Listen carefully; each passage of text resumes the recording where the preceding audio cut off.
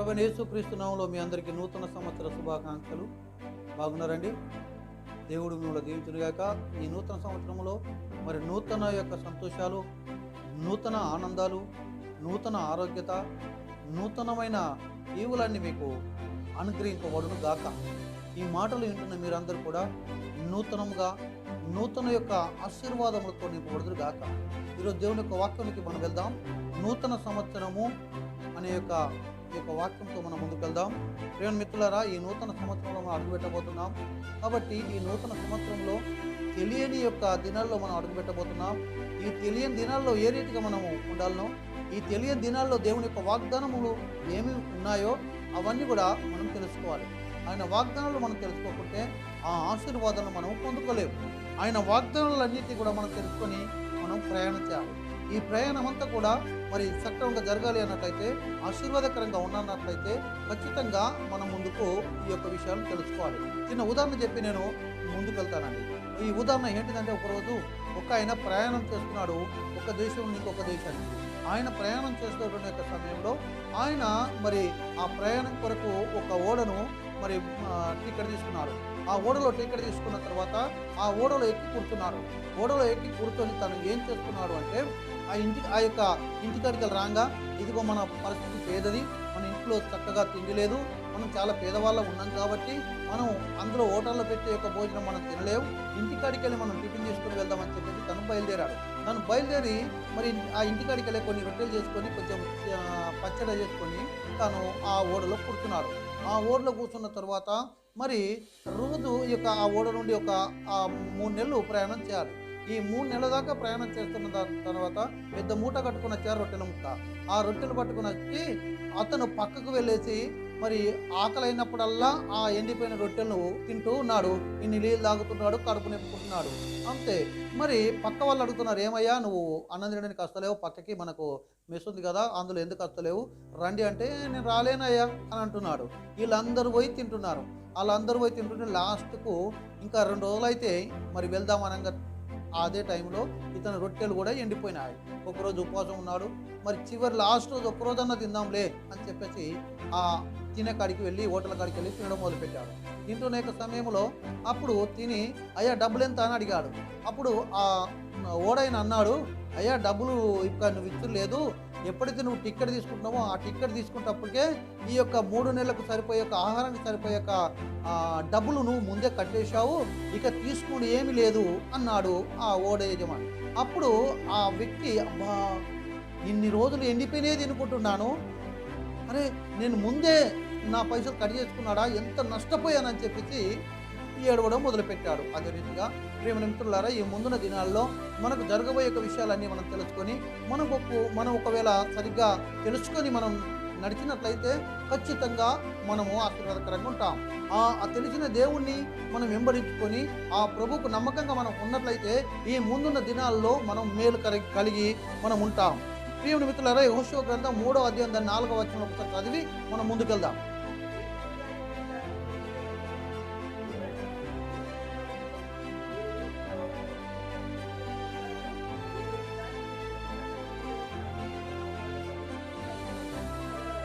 చాలండి.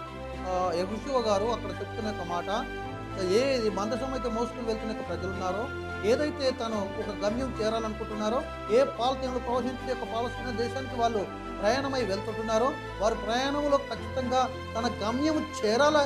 కాబట్టి ఆ చేరాలి అంటే మరి మీ ఎంబడి మాత్రం మందసం అనేది ఉండాలి అని చెప్తున్నాడు. మీ ఎంబడి మందసము ఉండాలి. ఆ మందసము మీకు చాలా ఇంత దగ్గరలో ఉండాలి అని దాని కొలతలు కూడా అక్కడ చెప్పినట్టుగా మనం చూస్తున్నాం. అనగా మందసం అనగా దేవుని యొక్క సన్నిధి.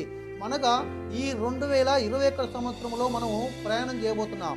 ఈ ప్రయాణం చేయబోతున్న ఈ సంవత్సరంలో ఖచ్చితంగా దేవుని యొక్క సన్నిధిని మనం ఎంబడి తీసుకొని వెళ్ళినట్లయితే ఖచ్చితంగా ప్రతి అపాయం నుండి తప్పించబడతాం, ప్రతి ప్రమాదం నుండి తప్పించబడతాం.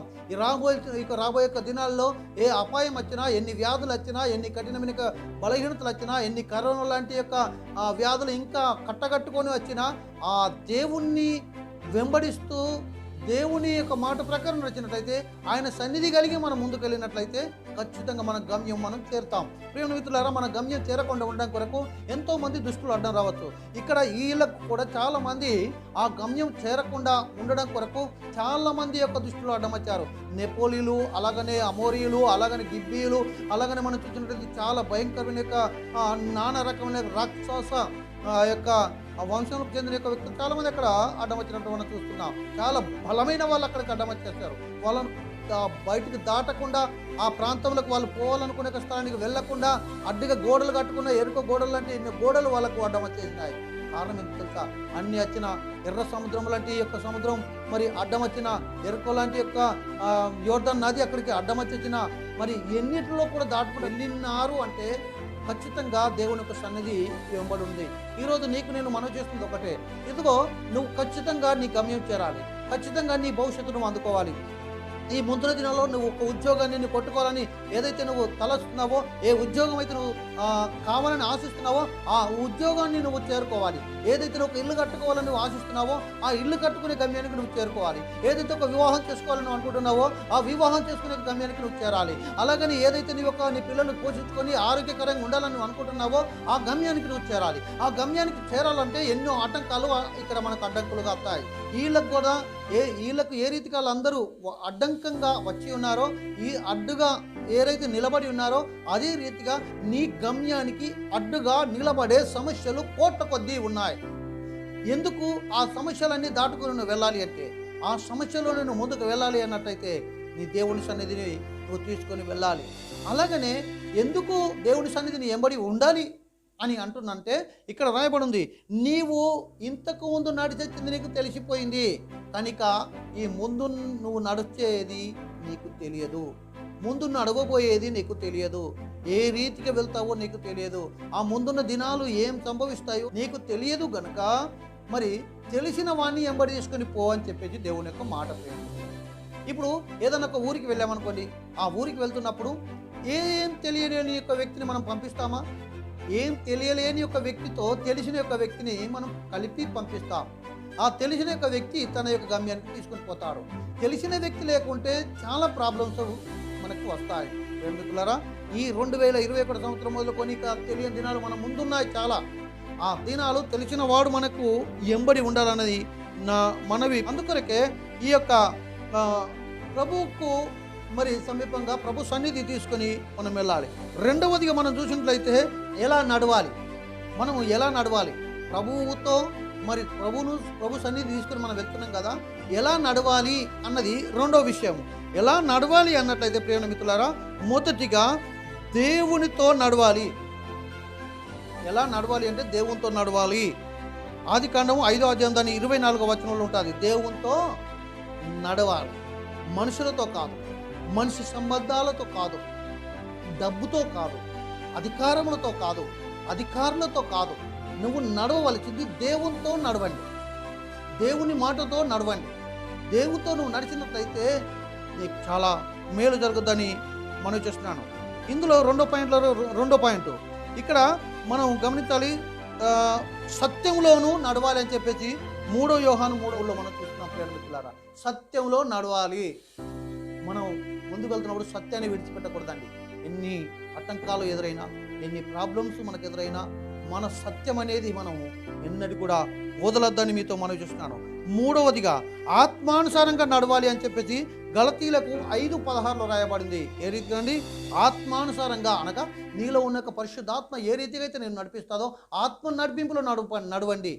మనుషుల నడిపింపు కాదు, నీ సొంత ఆలోచన నడిపింపులో కాదు, నీ సొంత ఉద్దేశం కొద్ది కాదు, నీకు నచ్చినట్టు నువ్వు నడవకూడదు. కానీ దేవుని ఆత్మ ఏ రీతిగా నేను నడిపిస్తానో ఆ ఆత్మానుసారంగా నడమని మనం ఇక్కడ చూస్తున్నాం. 4వదిగా ప్రియమైన మిత్రులారా, ఇక్కడ చూస్తే క్రీస్తునందు ఉండి నడవాలి, క్రీస్తునందు ఉండాలి అని ఒక చదువునాన్న. 2 కొరింథీ 5:17. ఎవరైనా క్రీస్తునందున్న ఎడల నూతన సృష్టి, పాతవి గతించను కొత్తవైన. ఏ రీతిగా? ప్రభువులో ఉండి పాత వీటిని అన్నిటి కూడా ఎక్కడ పెట్టాలి? పడేసేయాలి. పాతవి గతించిపోవాలి, పాత ఆలోచనలు గతించుకోవాలి, పాత తలంపులు గతించుకోవాలి. పాత వ్యక్తిగా ఉండి నువ్వు ముందుకు నడవకూడదు. పాత గుణాలతో ముందుకు నడవకూడదు. పాత గుణాలతో ముందుకు నడిచినట్లయితే చాలా ప్రాబ్లమ్స్ పడిపోతాం.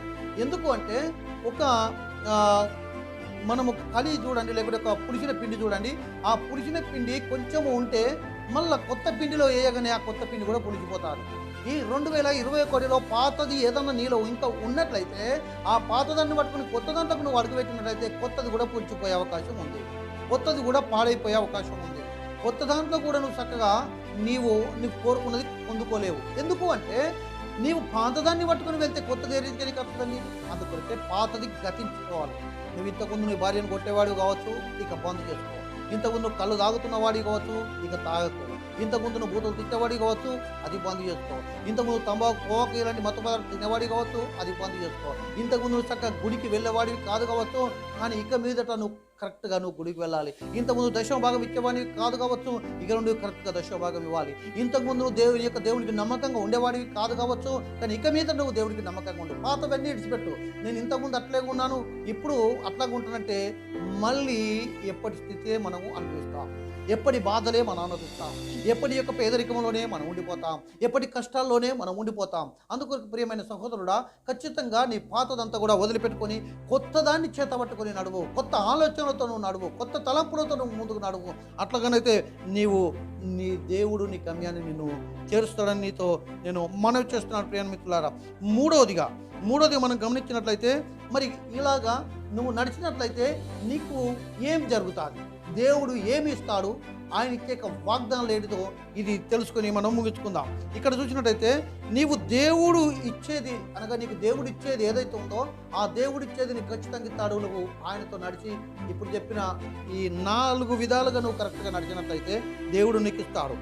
ఏమేమి ఇస్తాడు అంటే, మొదటిగా దేవుడు మరి వాగ్దానం చేస్తున్నాడు, ఇదిగో అనుదినం మన భారాన్ని భరిస్తాడంట. అనుదినం, ఈ రోజే, రేపటిది రేపే, ఎల్లుండే, అలాగనే ప్రతిరోజు కూడా నీ భారాన్ని ఆయన భరిస్తుంటూనే ఉంటాడు.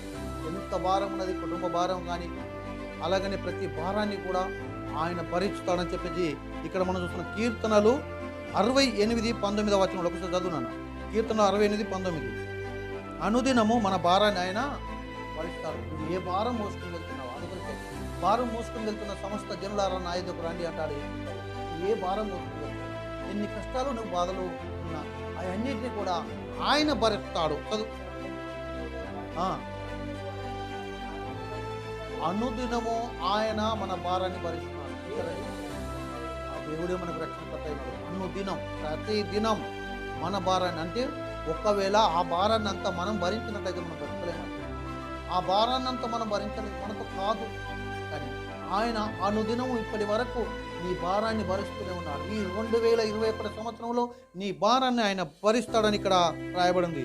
రెండవదిగా సంవత్సరము దయాకిరీటం నీకు ధరింపజేస్తాడు. కీర్తనలు 65:11 అనగా దయాకిరీటం, ఆయన దయ నీ మీద ఉంచుతాడు. ఆయన దయాకిరీటములు నీకు ధరింపజేస్తాడు. ఆయన దయ లేకుంటే వ్యక్తి బ్రతకలేడు. ఆయన దయ లేకుంటే మనం ఏది సాధించలేము. అన్నిటికి కూడా ఆయన దయ కావాలి. ఈ ముందున్న 21 సంవత్సరం మొదలుకొని ముందున్న దినములన్నీ కూడా యేసు ప్రభు యొక్క దయ నీకు కావాలి. ప్రియ సహోదరుడా, నీకు ఒకవేళ ప్రభువా నీ దయ నాకు కావాలని నువ్వు కోరుకొని ఆయన వైపు నువ్వు తిరిగినట్లయితే, ఆయన నువ్వు నమ్ముకున్నట్లయితే, అయ్యా నీ దయ కావాలని నువ్వు అడిగినట్లయితే ఆ దయా కిరీటాన్ని నీకు అనుగ్రహింపజేస్తాడని చెప్పేసి నీతో నేను మనవి చేస్తున్నాను. మూడవదిగా ఇక్కడ మనం చూస్తున్నాము యెషయా గ్రంథం 63:4 చూస్తున్నాం. ఇక్కడ విముక్తి చేయదగిన సంవత్సరం. విముక్తి అనగా ఒక బంధకంలో, ఒక బాధలో మూలుగుతూ నువ్వు ఉన్నట్లయితే ఆ బాధ నుండి నిన్ను విముక్తి చేస్తాడు అని మనం గమనించాలి. ఏ బాధలో ఉన్నావు? కుటుంబ బాధలో నువ్వు భరించలేకపోతున్నావా? తల్లి, ఈ 2020 సంవత్సరం వరకు, ఇప్పటి వరకు అనగా చివరి దినం వరకు నువ్వు ఒక బాధలో ఉన్నావా? అనారోగ్యతలో ఉన్నావా? ఇబ్బందులో ఉన్నావా? ఆర్థిక సమస్యలో ఉన్నావా? అలాగనే ఈ సమస్యలకి వెళ్ళి బయటకు పడలేకపోతున్నావా? పాపములో ఉన్నావా? పాపంలోకి వెళ్ళి బయటపడలేకపోయావా? నువ్వు ఎంతో ప్రయత్నం చేసినా ప్రయోజనం లేకపోతుందా? తాగు నుండి బయటపడలేకపోయావా? ఏదైతే నువ్వు బయటపడలేదో ఈ సంవత్సరం నువ్వు బయటపడే సమయం. ఈ సంవత్సరం నువ్వు బయటపడబోతున్నావు. నీవు విముక్తి పొందే యొక్క సమయం. మూలుగుతూ ఏడుస్తూ అయ్యో అయ్యో అని చెప్పేసి నువ్వు ఈ దినమెల్లా కన్నీరు కారుస్తున్న నీకు ఒక విముక్తి దొరకబోతుంది. నీ సమస్యల నుండి నీకు విముక్తి దొరకబోతుంది. నీ పరిస్థితుల నుండి నీకు విముక్తి దొరకబోతుంది. ప్రియమైన మిత్రులారా, విముక్తి దొరికే సంవత్సరం అని చెప్పేసి ఇక్కడ మనం చూస్తున్నాం. నాలుగవదిగా ఇక్కడ చూసినట్లయితే ఆదికాండం 26:12 చూస్తున్నాం. ఆశీర్వాదం పొందే సంవత్సరం ఈ సంవత్సరం. అవునండి, ఇస్సాకు మరి ఒక కరువు కాలంలో విత్తనం వేశాడంట.